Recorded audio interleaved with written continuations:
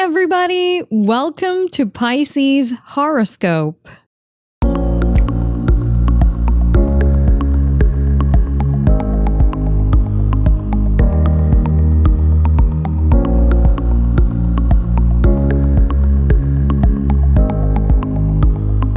Today, we're going to go over the facts about the Pisces god, Ishtar.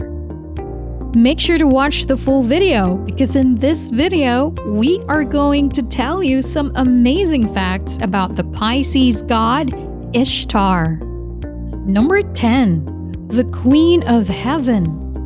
The name Ishtar, in turn, became the generic designation of the goddess, from which a plural Ishtar-D is created to express the concept of goddesses or consorts of male deities.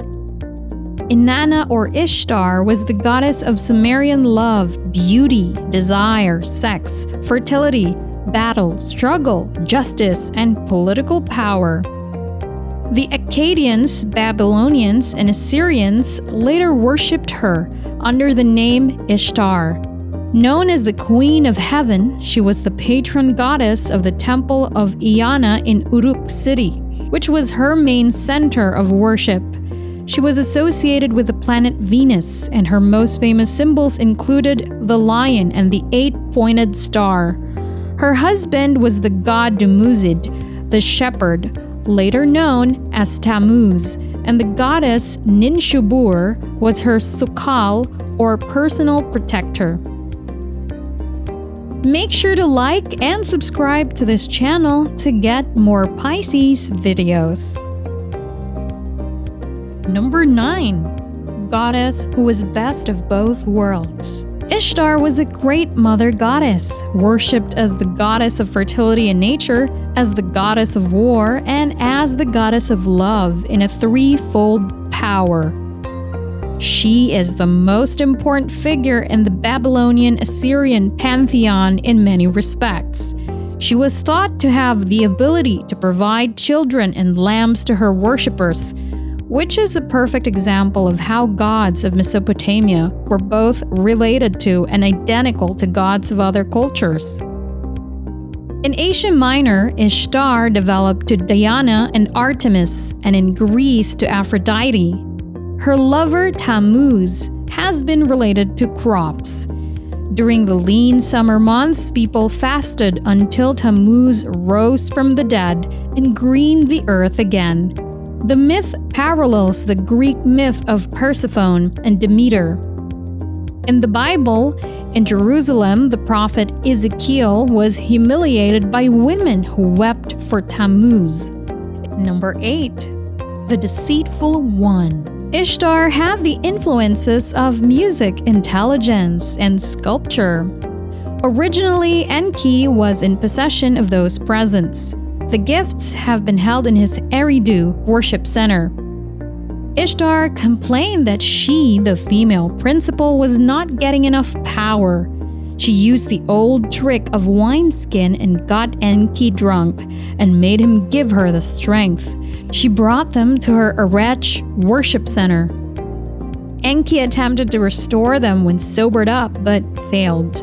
Number 7. Double characteristics of Ishtar. Ishtar is associated with the planet Venus in the astrological system established in Babylonia, and as such is known as the Queen of Heaven, offering guidance for mankind through the omens, connected with her double character of the evening and morning star. It is because of this more strictly hypothetical period of Ishtar-related conceptions that she is portrayed as Anu's daughter in the Gilgamesh epic, and not his consort as we would have predicted. Number 6. She was the daughter of Anu, the heavens general. Through this, as in other ways, the epic represents the effects of the philosophical and astrological elaboration of common ideas, which, as we have seen, led Anu to become the personification of the heavens in general. Thus, all the planets, including Ishtar, become Anu's daughter, just as Ishtar is seen as the daughter of the moon god, Sin, from another aspect of astrological speculation. Sin was the head of the host of heaven and, as we had seen, took precedence over the sun in the astrological scheme, thereby taking the highest role as the father of the gods. Number 5. The evolution of a goddess. Ishtar is also known as the goddess of war. The evolution of the mother goddess into the Ishtar of wars, pictured as being armed with bow and quiver and urging the army to fray, is even more important. This change is evidently due to the reflection of her consort's warlike attributes, the patron deity of a great center or the supreme god of the entire pantheon, who inevitably is the ruler's and his army's protector, either for protection or offense. A storm god like Enlil was particularly suited to being a god of war, but so too was a god like Nergal, personified as the destructive force of the midsummer sun's fierce rays. Number 4. The god that symbolizes feelings.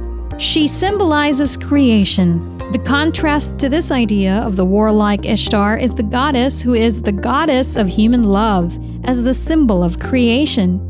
Ishtar, as the mother goddess, is not only the guardian of flocks and full of love for the world of animals, but also the merciful progenitor of humanity. And when her offspring is washed away by a devastating deluge, she's the first among the gods to express her sorrow. Number 3. Goddess of love. She is the goddess of human emotion or passion that follows human love. It is brought out even more dramatically in another part of the epic, where Uruk is identified as Anu and Ishtar's dwelling, and is the city where public maidens accept temporary partners that Ishtar assigns them.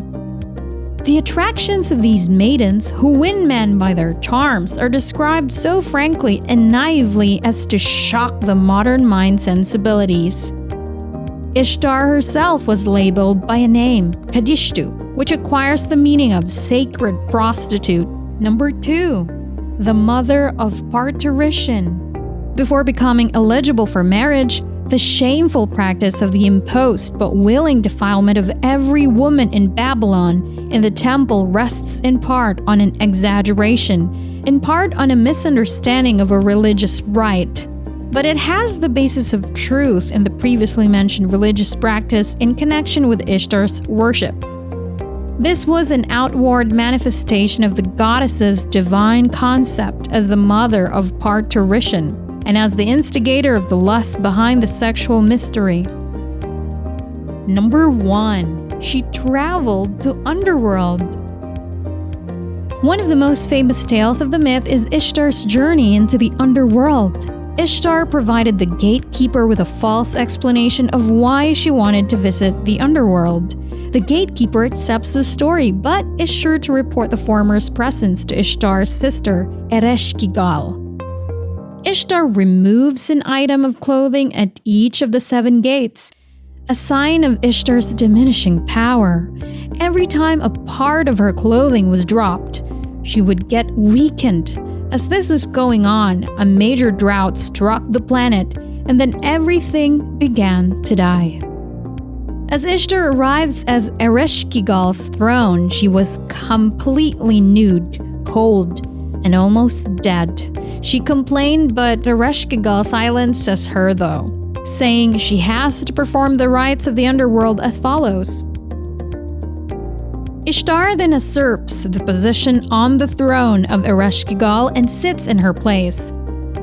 The Anunnaki, 7 underworld demon gods, sentenced Ishtar to death as punishment for this crime. Her body was hanging on a hook. Ishtar's uncle Ea bids for Ishtar's return. He sends a eunuch to make a deal with Ereshkigal, giving her clean water in exchange for her niece's return.